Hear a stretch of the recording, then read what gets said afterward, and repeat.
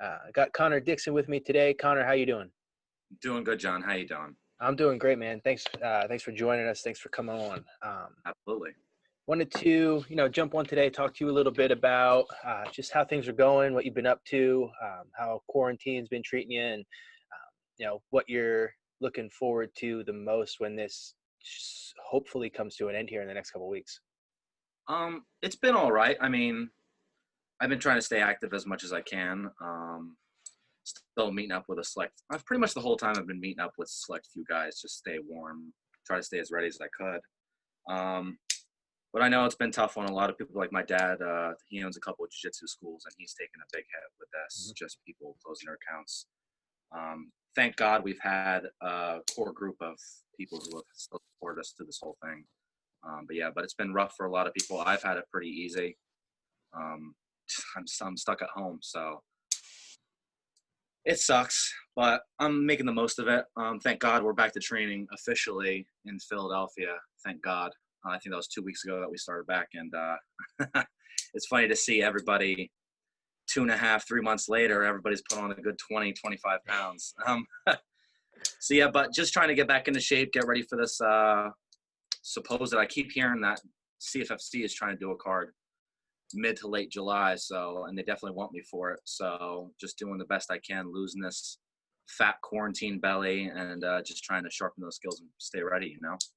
Sure, and I think everybody was kind of in the same boat, right? With some students dropping off and not sure if their gym was going to close. A lot of gyms did close.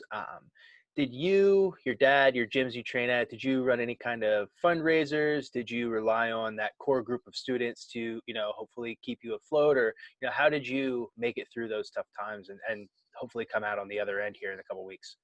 Well, I think I can say the only reason that any gym around here, I train at 3 different places, or 3 or 4.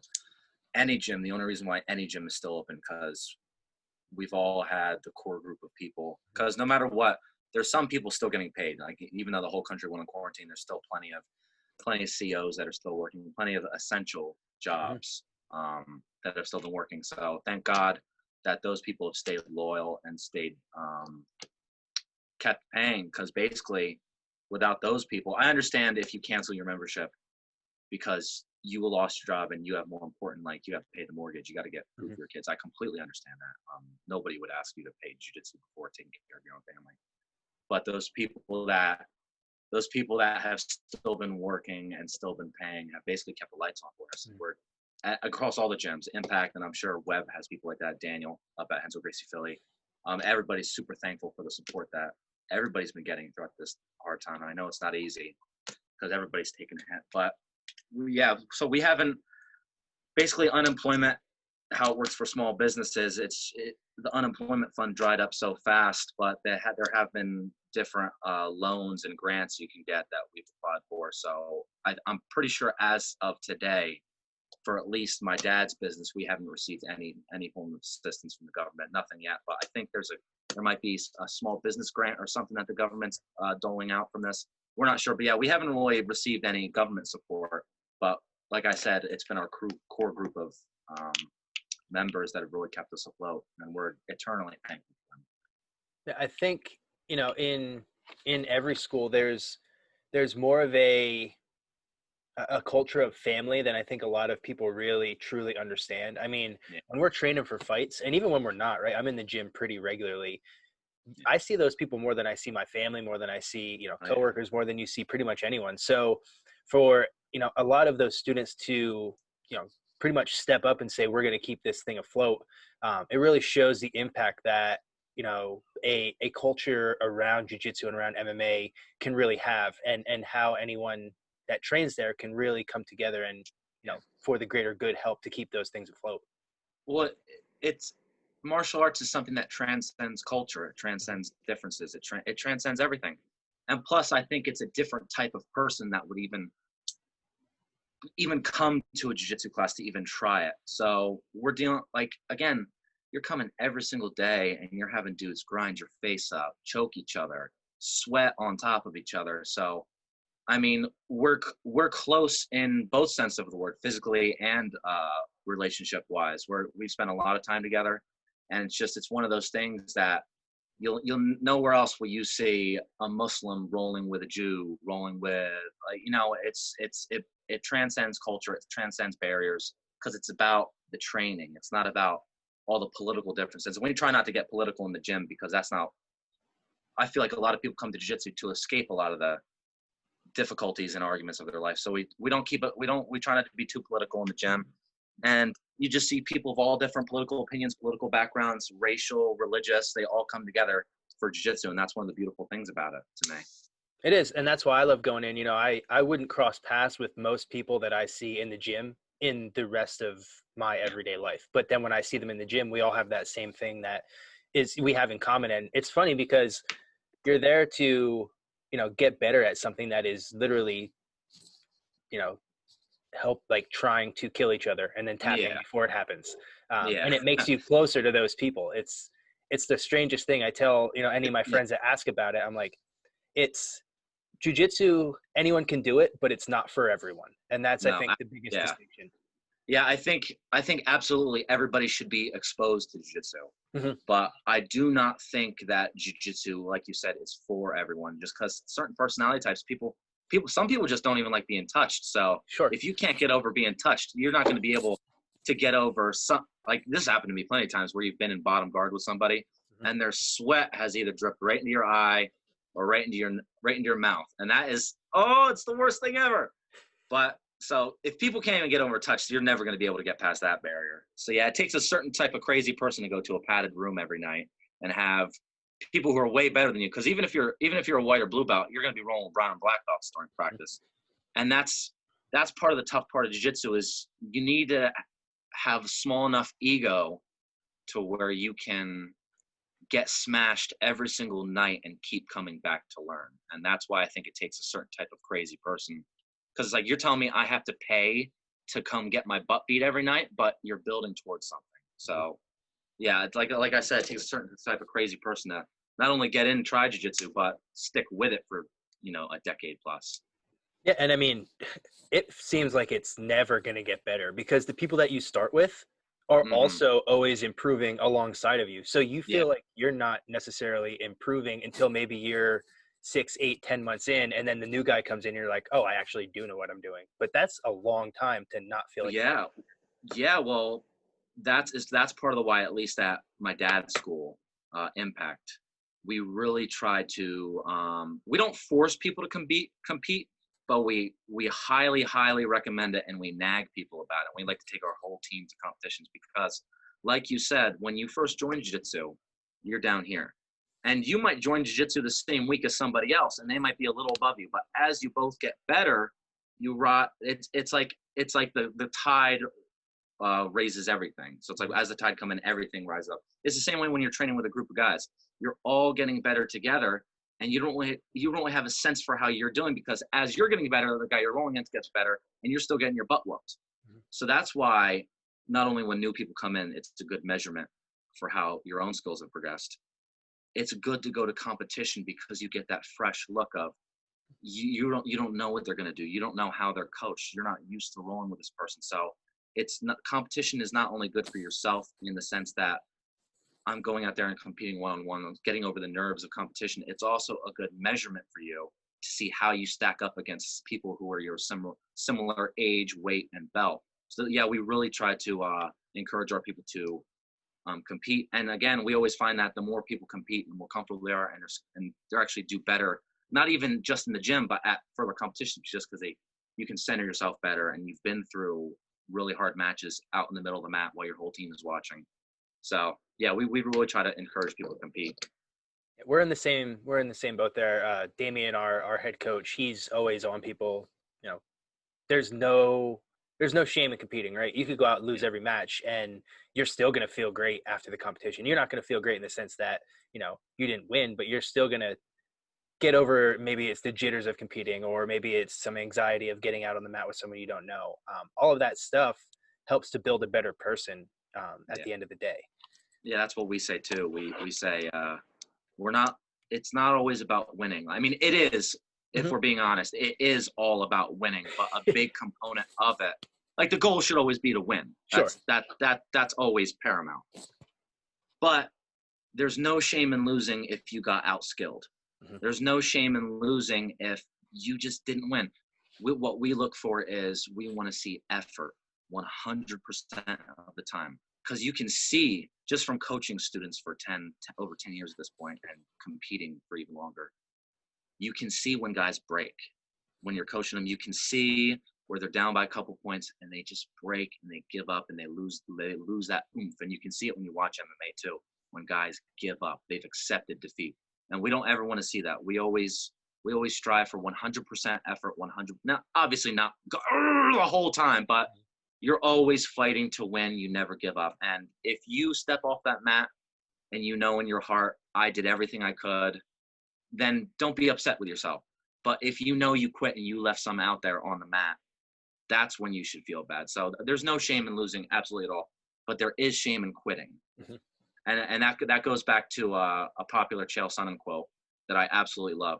He says, it's, you know how people say failure is not an option. Mm-hmm. Failure is never an option. You hear that by traditional sports coaches all the time. Failure is not an option. Well, no. Failure is always an option. It is always the most readily available option because you can quit at any time. You can give up. You can quit without making it like you can get your guard passed and then just give up an Americana. Failure is always an option. It's on you to choose not to fail. And that quote has always kind of stuck with me. Yeah, and I mean, Chael has a ton of great quotes. He's one of the best showmen to ever do what he does. But that Huge one, fan. So am I. That one, stuck true to me too, because even in the gym, right? You look over at the clock and you're just getting ragdolled, and you're like, man, there's like 2 minutes left. Like I could just not try this, or I could just let him ride outside control till the end of this round. But if you start doing that in the gym, it translates directly to your competitions or to your fight. So it's habit forming. Yeah, it builds on every single day, and it goes back to that grinding every day in the gym. You can't really have off days where you take a day off because that builds bad habits. Yeah, absolutely. Now, you've been coaching for a long time. I've been coaching jiu-jitsu for a little over 4 years. One thing that I truly enjoy about coaching is seeing the confidence of the students build off of the mat, whether it's going for a new job or doing something, in their normal everyday life that they or just even being comfortable in their own skin and being comfortable in public. Exactly. That's a big thing too, because it's like it's hard for me to empathize with somebody that, not that I'm the best fighter in the world, but I've known how to fight most of my, pretty much my earliest memories were going to judo and jiu-jitsu as a child. So I've never not been confident that against somebody in a street fight scenario, I'm going to be at least semi-competent or have an idea. When you have a bunch of regular people who are scared to death of physical conflict, scared to death of it, they can't walk around. I've met people that are just, they're reserved. And once that they know how to defend themselves and they know, oh, if crap hits the fan, I'm going to be at least semi-capable of defending myself. You just see people start to open up more. Quiet guys become a little more confident. They say things when they wouldn't have before. So again, that's one of my favorite things, like you just said, is seeing kind of more reserved people open up once they become more confident through jiu-jitsu. And again, just seeing those eureka moments of you've been teaching something for 1 or 2 weeks, and then finally your guys are starting to get it when they're going live, and it's just, I don't know what happened. It all started clicking. What we've been working on clicks, and that's those eureka moments, because it's like, yes, trust. It's like I always say to the guys, because the big thing is pulling the trigger when you're grappling, or even in MMA or in sports in general. You know what you have to do. You've been taught properly. You know all the steps of what you have to do. You just have to go out there and pull the trigger and do it. And that's such a big part. And when you see guys starting to do, whether it's you're training takedowns, a high crotch to a double, or you're training guard passing, a knee slide pass right up to side control, you see it happen and you see them confidently do it. And they're just like, I don't know, it just started clicking. So those are great feeling moments when you're coaching. It is. And you kind of touched on something there that I think translates very well to MMA. If you go to a regional MMA show, right, and you watch the amateurs debut guy versus 0-1 or 1-0, they're Yeah. very hesitant to pull the trigger.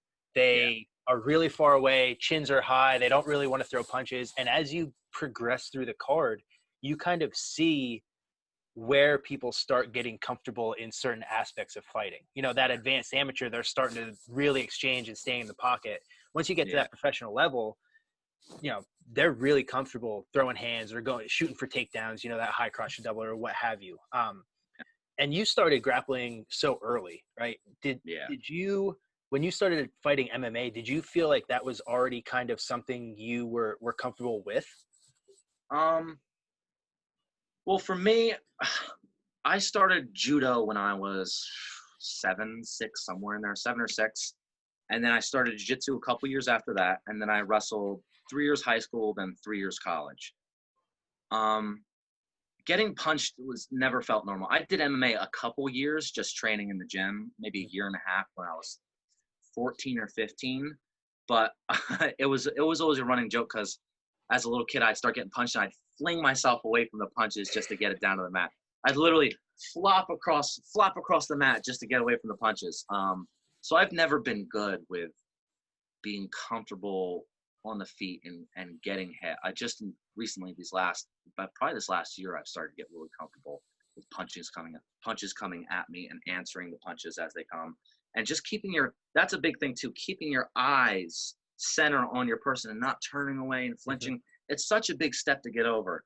But it didn't feel like I wasn't ready. Like I wasn't like I've always felt weird because across my amateur fights and even in Bellator for my first 2 pro fights, I don't get nervous like other guys do. Obviously, you hear some guys like, "Oh, I don't really get nervous." You hear that every so often, but you hear a lot of guys talk about this like overwhelming dread, like Cowboy Cerrone. Not that I Mhm. fought nearly on the same level as Cowboy Cerrone. But you hear Cowboy talk a lot about like, "Oh, like I'm throwing up in the toilet in the back. I've got the runs. I'm shivering. I'm like you hear." But maybe it's just the fact that I've been competing in one-on-one combat sports. Like Mhm. I'm used to being out in the mat in front of people. I'm used to competing just me and another guy out there in front of everybody. So I feel like that is part of it, and part of it is just, gosh, how many matches do you think I've had from age of 7 competing Mhm. at least 2 or 3 times a year across judo and jiu-jitsu, and then high school wrestling and college wrestling? How many actual matches I have? So I feel like that plays into it. Like I just don't. I actually started to get nervous because I wasn't nervous, and that was weird. So I was sitting there for a couple of my amateur fights, like, okay, like especially for my first one, I'm like, okay, I'm not really feeling nervous. Like I keep hearing, it's like, is this a problem? Should I be more psyched up for this? Like, why am I not psyched up right now? I'm not really feeling. I got way more nervous flying out to nationals for junior college wrestling, like because you fly halfway out around the country for the national tournament. The whole year's been building up for this one tournament, so that was a lot more nerve wracking than any MMA fight I've had. So I just feel like the experience has a big part into it, and I know I'm confident in my skills too because I feel like most of these guys I've gone against, they need to be more perfect than I need to Mhm. because I can take a bunch of punches. Like I know from who I train with and how I train, I can take a lot of shots before my lights get put out. Like I've never even really been wobbled in doing MMA for 3 years. So I know I think it's just the grappler's neck. Like a lot of grapplers Mhm. have stronger They're necks, just so they always get up like this. yeah, always up. Well, not even that. When you're not even in jiu-jitsu when you're getting choked, and Mhm. then in wrestling when you're using your head a lot, it strengthens your neck. Like you see the boxers always doing that. They tie the weight around their neck and they do the neck exercises. So I feel like a lot of grapplers they have this built up neck structure to where it's like I've never even really been wild. Maybe Sean Brady one time, maybe he hit me one time and the lights flashed and I fell at my knees, and then Jeremiah too. Mhm. Yeah, so in years I've been wobbled, not even wobbled, just like stunned twice. So I know for a fact when I go in there, I can take a couple shots, but they can't take more than 1 or 2 takedowns. Mhm. Like I know I've just got to get out there over the course of 15 minutes. I can't picture these guys stopping every takedown. Like I'm going to get on top, and I have faith in my background and my skills that I'm going to get the job done. But again, I'm still prepared for anything. Like we know it's MMA, anything can happen, so you got to be prepared for all outcomes. But I'm confident that I can get my paws on somebody, I'll get them down, and then I'll either wrap up their neck or take one of their limbs. And you have one of those styles, right, where you're not sugarcoating anything. You're not hiding it, right? Your game plan is like what you just said. I'm going to get my hands on you. I'm going to drag you to the mat, and I'm going to choke you. I'm going to take one of your limbs home. Now, when you're fighting someone who may be a specialist in striking or this or that, do you game plan specifically for that person, or are you more, I'm going to impose my will on you no matter who you are? Well, at my level, there's not much game planning, to be honest, especially in amateur. And then even for my 2 fights in Bellator, we only had 2 or 3 of the other person's fights. So most of the game planning comes down to, okay, how does he strike? Does he throw? Is he direct with his strikes, or is he a big loopy puncher? And then we just kind of look at which stance does he have, because that's going to change how my setups for my shots are going to be. Sure. So if he's orthodox or southpaw, I'm going to be shooting on a different leg with my head on a different side. But other than battery's going low. But other than that, can you see me? Yeah, I got you back. Other than that, there's not a crazy amount of game planning that comes in. Now, obviously, as the competition level goes up and you get a lot more footage on somebody, there's going to be a lot more specific game planning. Like, oh, he likes to favor his cross, so we're going to slip and go 2-3 after that. So there is a little bit of that, but so far at my levels, we've not even half the time not even had the footage. And sometimes when we've had the footage, it has been great footage, and there's not that much. So again, at my level, I can get away with it. There's this quote of I forget his name, a Russian gold medal Olympian for wrestling. He said, whenever I'm getting ready for a match, I don't get caught up thinking about what the other guy's going to do. Obviously, a little bit you need to at high level MMA.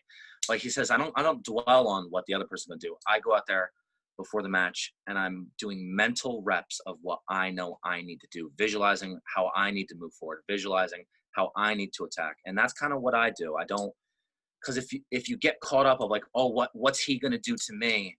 Then it's like a negative feedback loop. You start getting these negative emotions, these negative voices feed in your mind, these doubts creep in. So I don't think, oh, what happens if I get punched? What happens if he hits that 2-3 that he hits? No, just go out there, focus on what you need to do. Slip, hit the takedown. 1-2, hit the takedown. So that's kind of the mental frame that I come in. Now, obviously, like I said, as I get higher and higher and I start getting toward, professional title level, I'm going to have to do a lot more game planning and really break down the footage we have. But so far, it hasn't really been that big of an issue.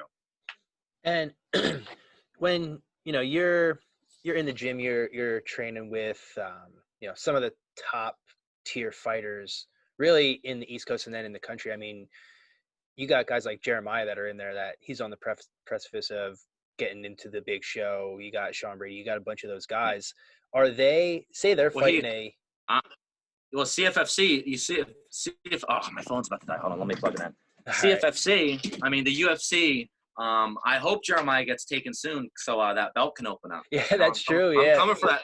I'm coming for that CFFC 170 belt. So I really hope Jeremiah gets his ticket out of there soon. I'm not saying like, oh, I'm coming for you, Jeremiah. Just I'm not going to fight one of my teammates. So obviously I want him to get taken up to the big show, and then I'll step in for that vacant title fight. Sure. And, being around those guys, does that kind of help you visualize where you need to be and see like what kind of work you need to put in? Like, do you look up to them? Do you like conversations that you have with them? What's that like being around that culture? Well, I've been saying this for years. Not only pros, we have the best amateurs in the country at RGA Philly. Pros, amateurs, I really don't think there's anywhere. I guess the next closest place would be Nick Catone's probably in Jersey, where a lot of high level guys go. But again, it's like how we talked about earlier, when you go to competition, that measuring stick, what level you need to be at because you see the level every day. So that automatically, just being around it and training with these guys, it elevates you up quicker than it would be if you were just going with just other amateurs. But you see what you need to do. Any good moments you have, it's like, oh, I just took down and took this person's back, or I just finished this person. Like, in your heart that you are there. You just need the opportunity. And that's the thing That's the thing that us athletes crave the most, is just give me the opportunity. Give me the opportunity and I will show what I have. And I feel like even so far, I haven't been able to show, not that I haven't been able to show, but I still haven't shown all my skills. Not that I'm a prolific striker or anything like that, but I feel like I haven't even shown off any of the striking that I do have, just because I really haven't had to yet. Like I've not many, like, I only had a couple of takedown stuffed in my first Bellator fight, and in the second Bellator fight, I took the guy down immediately. So I haven't really been forced into these drawn-out striking scenarios, so I haven't had to show. It's kind of like how people talk about Khabib. Khabib's been so dominant with his takedowns and his grappling that he hasn't really had to show his striking prowess. And then when he did show his striking a little bit in the McGregor fight, he showed he could hold his own with McGregor. So I feel like it's one of the scenarios that I haven't been pushed hard enough or had enough takedowns stuffed in order to show off some of the striking that I have. And again, I'm not claiming to be any Israel Adesanya or anything like that, but I feel like I do have some skills that I haven't shown yet. Yeah, and it's MMA is all about being at a certain level at a certain time, right? You can kind of feel those levels when you're in the gym, and even when you're in a fight with someone. You are grappling with someone, you're like, this guy's 2 levels above me, or he's got my number. Where would you say that you're at right now in terms of your career? You kind of steamrolled your first 2 pro opponents, and like, where would you say that you're at now, and what do you have to do to get to that next level, to get maybe that first professional championship, and then so on and so forth? Well, I feel like it's a bit of a tough question because MMA is a matchup game. Sure. It's about how your skill sets and build and athleticism matches up with the other. And I know I'm Captain Obvious for pointing that out, but I feel like in the UFC there's great matchups for me. Mm-hmm. And also in the UFC there's extremely bad matchups for me. Mm-hmm. So it all depends on the person's skill set. Like if I go with a really high wrestler who just wants to keep it on the feet and is also a good aggressive striker, I'm gonna have my hands full. But against like lankier guys without crazy good takedown defense, who I know jiu-jitsu wise I'm better than, I feel like I could beat a few guys in the top 15 in the UFC 155 or 170. So again, it's all about the matchups. So just what I have to do at this point, I just basically got to win my next 3 or 4 fights in CFFC. I win 3 fights, I think I'll probably get a title shot. We mentioned that during the negotiations, like I have like a guaranteed title shot or something like that if I win 3 in a row or something like that. So win 3 in a row, get that title. I feel like if I'll be 7-0 and I'll still be 25 then, 7-0 CFFC champion, I feel like the UFC would start looking my way at that point. Which, I don't want to rush there because I don't want to, get to that level and then they throw me a stud that I'm not ready for. And sure. I just get washed out. I don't want to be another one of those guys that just made it to the big show. No, nobody should be in this to make it there. I want to get there and prove to be one of the better guys in the world. Champion if I could. I'm always realistic. A lot of guys, I think it's annoying to hear, oh, I'm gonna go to the UFC and be champion. Well, not everybody's gonna be champion. You need to be a little like I've always thought like this. I'm going to be the absolute best I can, no matter what. Now, like I said, my mindset, like we talk about with jiu-jitsu, I'm okay if I'm not the best in the world, but I'll be okay if I know I prepared right, I put in the time, I took it serious, and if I lose, that's just because I wasn't good enough at the time. That's just how it is. So I don't dread the loss because I know that I'm putting in the time. I'm in the right place. I have the right training partners. I have the right coaches. I have the right support group around me.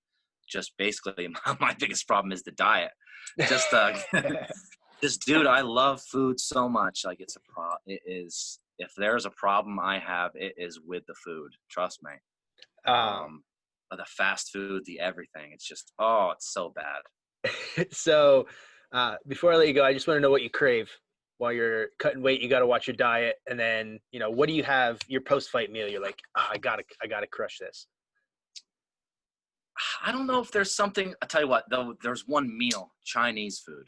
Okay. Oh my goodness, that pork fried rice with the egg rolls, undefeated. So yeah, I'd say, and then pizza. I just love it all, man. I'm a foodie.